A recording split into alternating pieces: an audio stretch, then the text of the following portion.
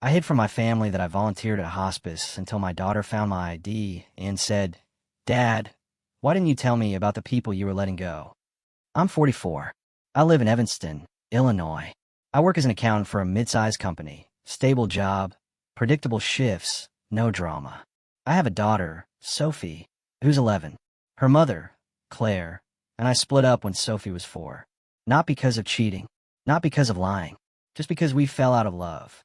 She moved to another city, but we made a deal. I'd see her every 2 weeks, pay half of her expenses, come to all her performances, art classes, birthday parties. Or so I thought. But there's one thing no one knows. Not even Claire. I volunteer at a local hospice. Not once. Not on weekends. Every night, after work, I go there for 2 hours. Not for fame. Not for gratitude. But because I can't help but go. It all started when my father died. Cancer. He had been in this very hospice for the last 3 months. I sat with him every night. I held his hand. I read aloud. I listened to him talk about his youth. And when he died, the doctor said, he wasn't afraid. Because you were there. After the funeral, I couldn't go back to normal life. And I went there again. Not as a son. As a volunteer. I hold the hand of those who have no one. I read aloud. I say, you are not alone. And I never told anyone about it. Not because I'm ashamed.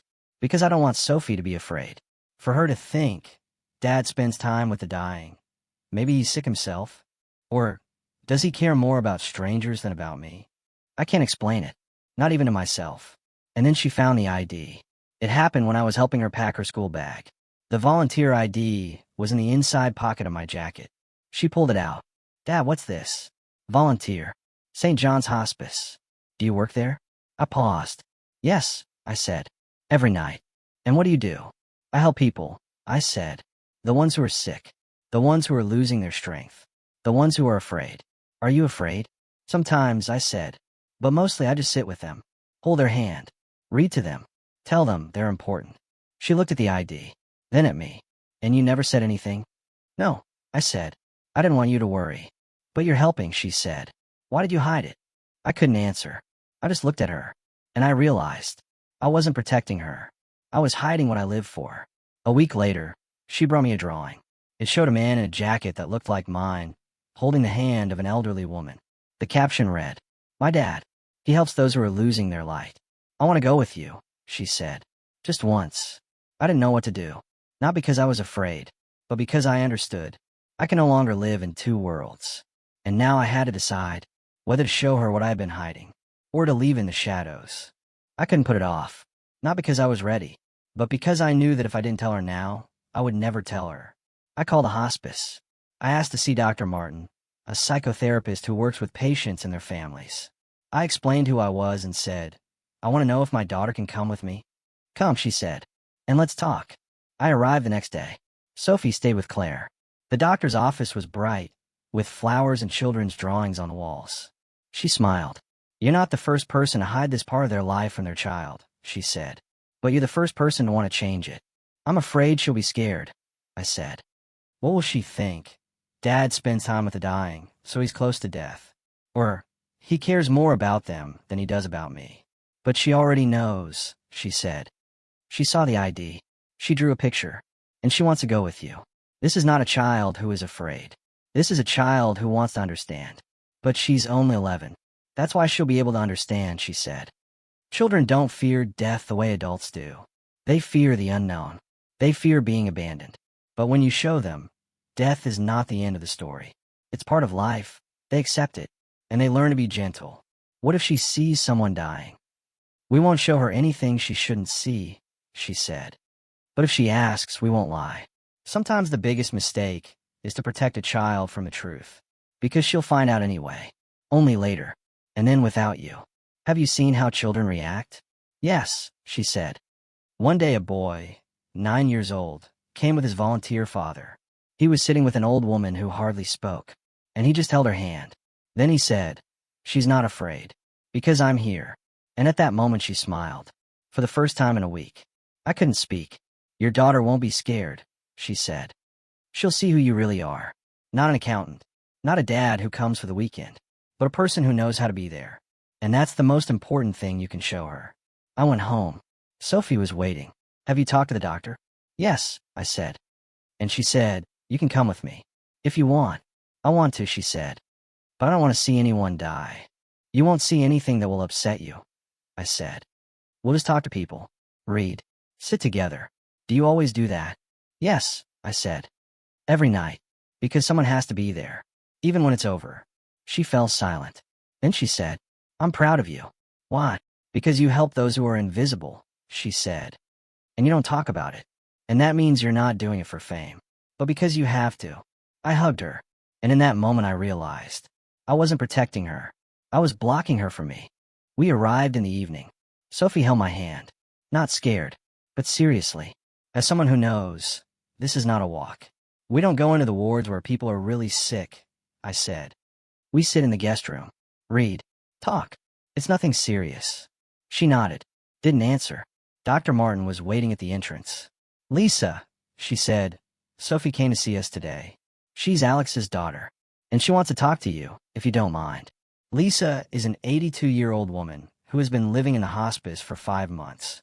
Doesn't say much, but she always smiles when I come. Her daughter died years ago. No one is there. Yes, Lisa said. I love children. We sat down.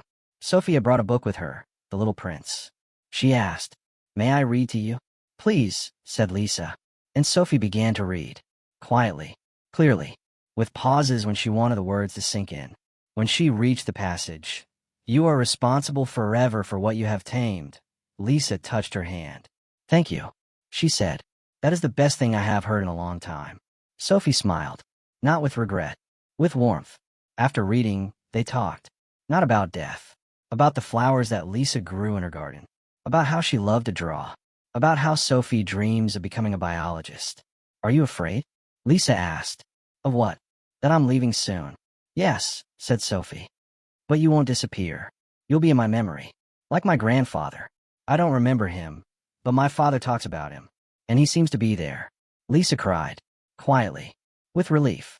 Thank you for coming, she said. You did me good. I sat there and couldn't breathe. Not because I was moved, but because I understood. I'm not teaching her. She's teaching me. After the visit, we walked to the car. Silence. Warm. Like after a long conversation. Were you scared? I asked. No, she said. Lisa is beautiful. And she's not afraid. And if she's not afraid, then I shouldn't be either.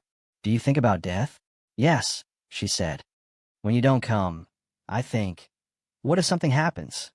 But today I understood. Death is not the end. It's just a stop. And people stay with others. And you will stay, she said. Even if you're gone. Because you teach me to be kind.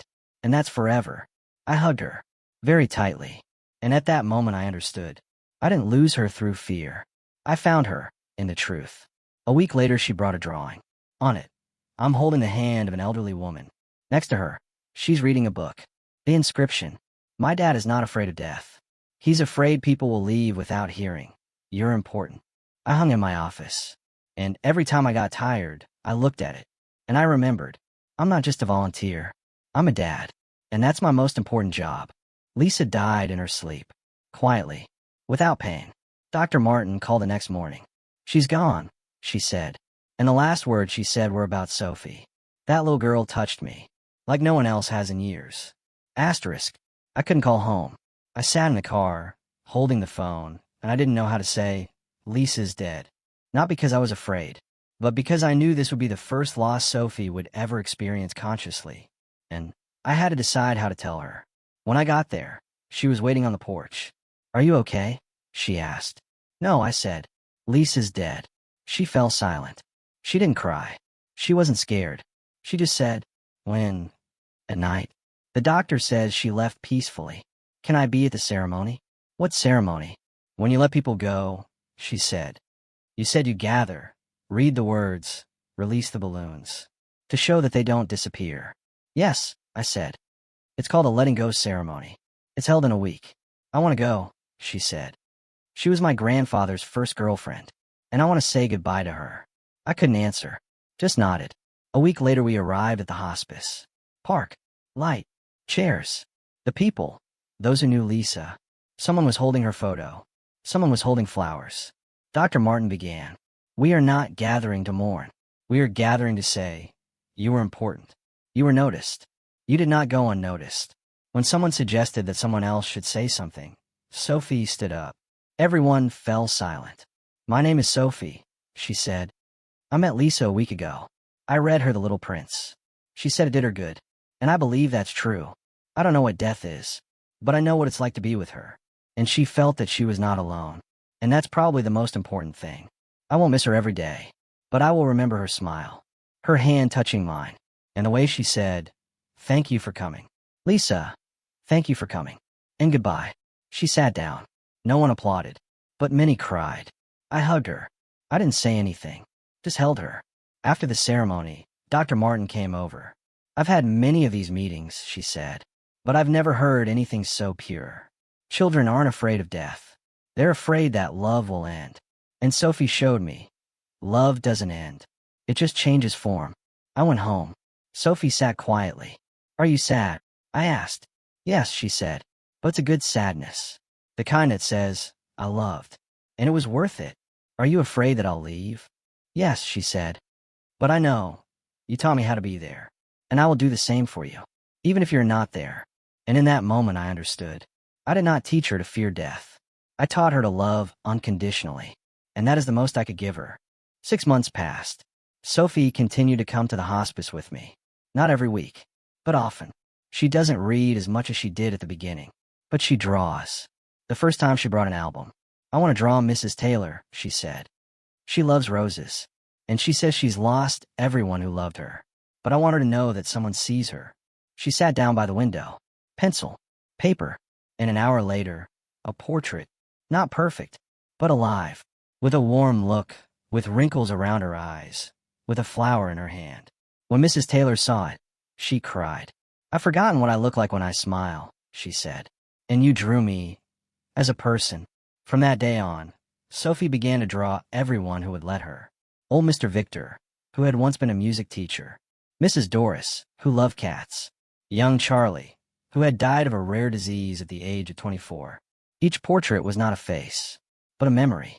Dr. Martin proposed an exhibition. Faces that have not been forgotten. In the hospice's guest room, Sophie chose 12 drawings. She signed them simply. Sophie, 11 years old. I see those that others do not see. There were many people at the opening. Patients, relatives, volunteers, doctors. And when we went in, everyone turned back. Is this your daughter? Asked Mr. Victor. She drew me as a musician, and I forgot I had ever played. Yes, I said. That's her. Sophie wasn't on stage. She was sitting next to Mrs. Taylor, holding her hand. You did something important, I said as I approached. I didn't want them to feel unnoticed, she said. You say your job is to be there, and mine is to show that they are there. I sat down next to her. I couldn't speak. Aren't you angry that I'm here more often than I am at school now? No, I said. I'm proud of you. Not because you draw, but because you see, and you're not afraid to touch what hurts. And you. I learned from you, I said. I thought I was protecting you by hiding the hospice. But in reality, I was hiding a world where you could be someone important. And you proved. You already are. A month later, Sophie brought me a gift. Not in a box. In an album. One drawing. Me, in a jacket, sitting by the patient's bed, holding his hand. The inscription. My dad. He is not afraid of the end. He is afraid that no one will say, thank you for being there. I hung in my office, next to the first drawing she made of me, helping those who lose their light. And every morning when I go to the hospice, I look at these 2 drawings. And I remember, I'm not just a volunteer. I am a dad. And she is not just a daughter. She is the one who taught me that love is not being afraid to see someone through their last journey, and being there until the very end. And after.